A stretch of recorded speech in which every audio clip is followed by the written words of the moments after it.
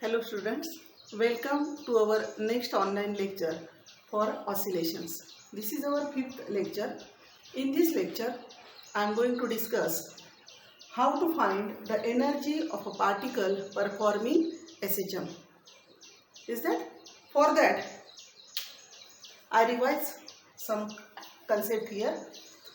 We know what is the linear simple harmonic motion. In the first lecture, you have learned that. Now, see what is the linear simple harmonic motion. In the linear simple harmonic motion, the particle moves to and fro. Is that? Suppose this is the linear path of the particle. There is a particle of mass m. When it moves here along this path, it goes from mean position to the extreme position, then comes to the mean position. Is that? Then again goes to the extreme position and then come to the mean position. This is called as one oscillation. Mean to extreme, extreme to mean, and then again extreme and then again mean. We can consider this any starting point. Oscillation मोजताना बघा आपण हा पण starting point म्हणू शकतो. मग इथून इथे जाईल आणि पुन्हा इथे येईल. Is that? Then it is called as one oscillation. Now the maximum displacement from the mean position, that is called as amplitude of SHM. When the particle is at any mean point, that displacement from its mean position, that is called as the displacement of the particle. And what is the special feature of this linear simple harmonic motion? That is when the particle is moving towards the mean position. Is that? When the particle is moving towards the mean position, the force is opposite to each other. Now, if the particle is moving from origin, from mean position to the extreme position, means this is the direction of displacement. In that case, the force developed on that particle, that is called as the restoring force, that acts towards the mean position. Here on this side, when the particle is here and it goes towards the mean position, is that? If the displacement, direction of displacement, then the force acting on the particle is in this direction. Thus, the force and displacement are opposite to each other. Their directions are opposite to each other and their magnitudes are directly proportional to each other. That's why we can write for linear simple harmonic motion, F is directly proportional to minus x, and so we get the equation F is equal to minus kx, where k is called as the force constant. We know the value of k. What is the value of k here? M omega square, where omega is the angular frequency.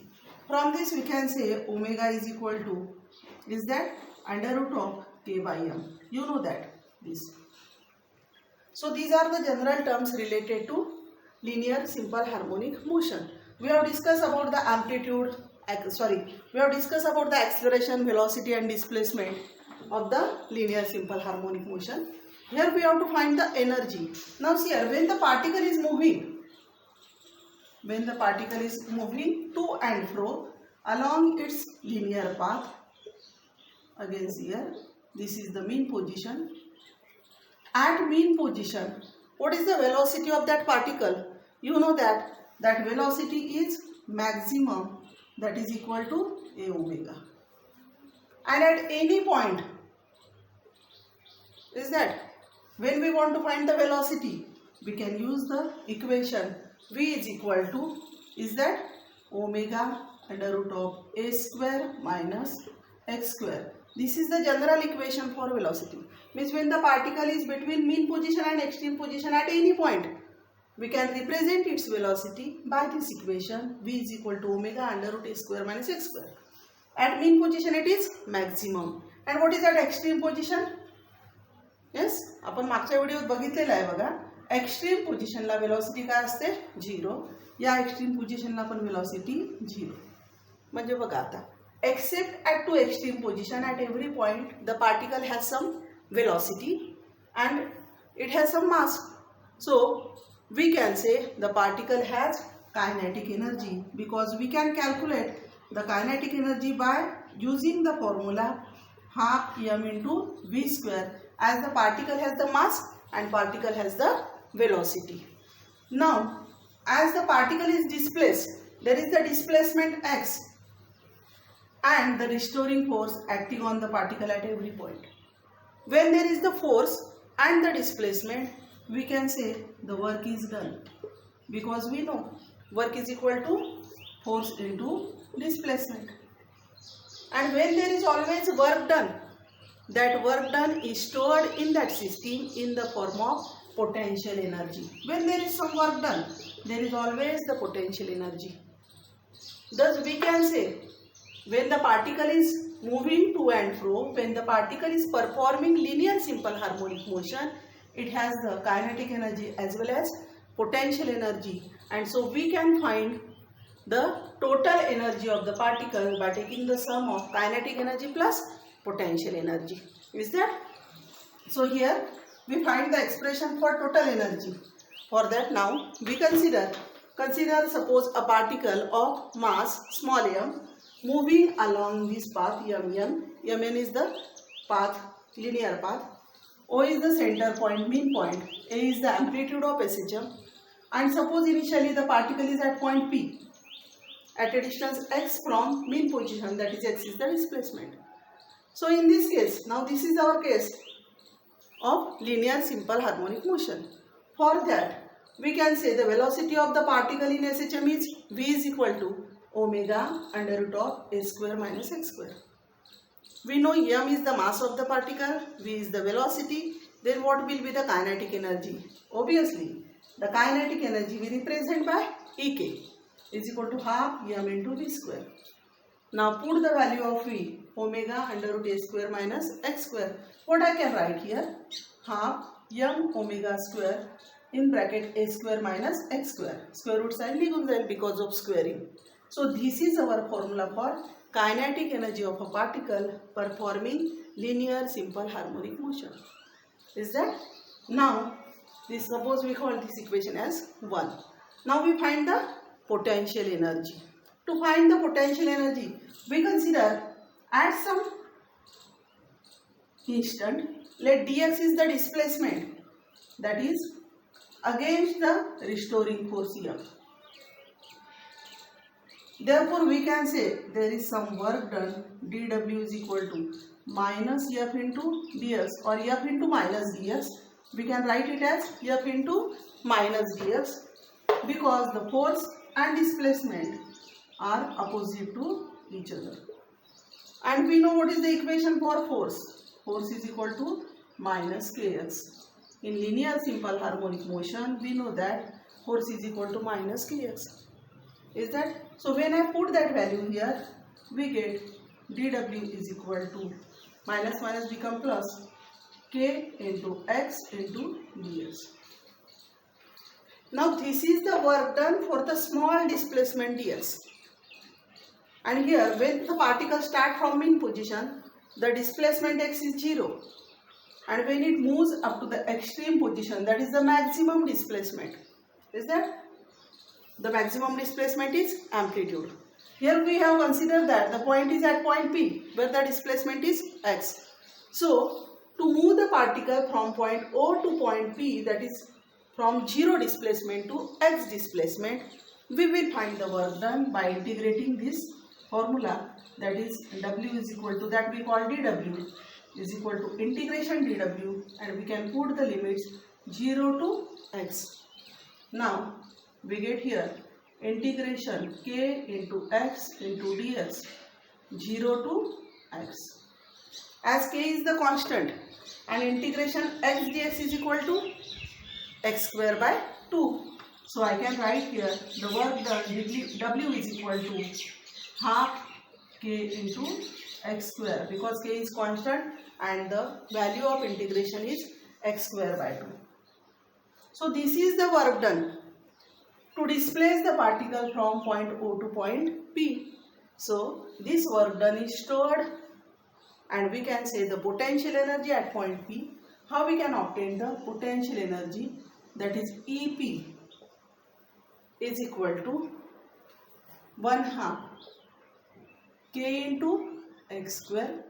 Now we know the value of k, that is half m into omega square into x square.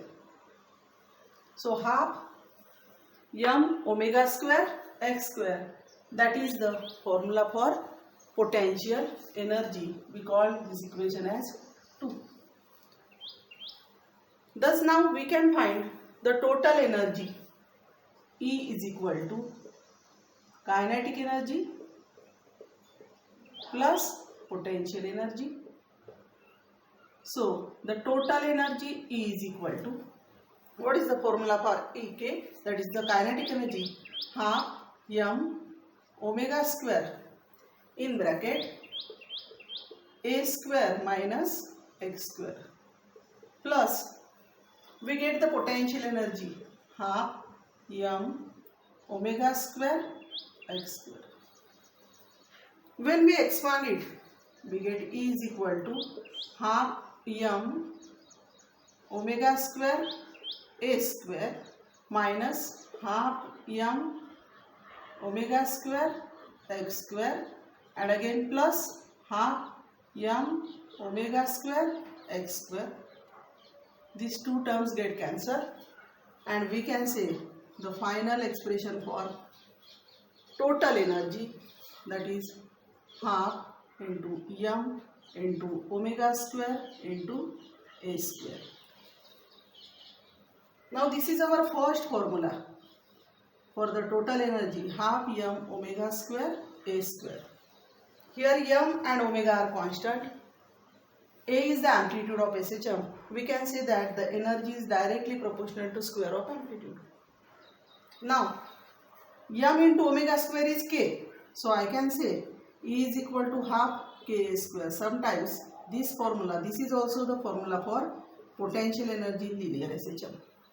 Also we know the maximum velocity at mean position Vmax is equal to a into omega, आणि इथे a omega चा square आहे, म्हणजे omega a omega is the Vmax. So I can write here half m Vmax square.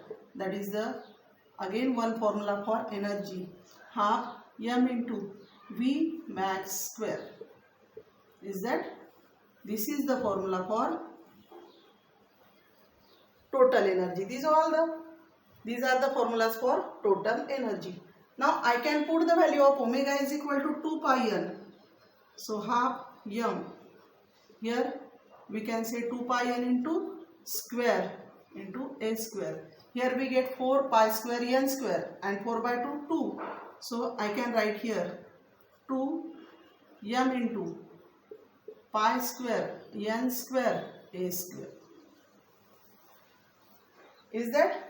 And again n square is nothing but the frequency is the reciprocal of period. So I can say here 2 into m into pi square into a square upon p square. And from this expression we can say, we can relate the total energy with the different quantities. See here, I can say now here the total energy is always constant if the amplitude of SHM is constant. जर amplitude constant असेल, frequency of oscillation constant असेल, then the total energy, as amplitude is constant and we know k is constant, by this formula we can see the total energy is constant, half k a square. The total energy here, mass pi square 2, all these are constant and a square is constant. I can say the total energy is directly proportional to the square of frequency. From this relation I can say the total energy is inversely proportional to the square of the period. Also I can say total energy is directly proportional to amplitude of square of amplitude, as k is constant. Thus we can say how the total energies depends on the different factors. बोर्डामध्ये तुम्हाला question येऊ शकतो, obtain the expression for kinetic energy, potential energy and hence the total energy for linear simple harmonic motion. On which factor does it depends? In that case we have to explain all this. That is, the total energy is directly proportional to square of frequency, inversely proportional to square of period and directly proportional to square of amplitude also. Yes, we can say the total energy is directly proportional to mass also. If we increase the mass of the particle, the total energy will increase because there is m also. Is that? Now this is the formula for total energy for a particle performing linear SHM. In the next lecture we will discuss about the graphical representation of this total energy and different cases of this total energy and some problems. Thank you.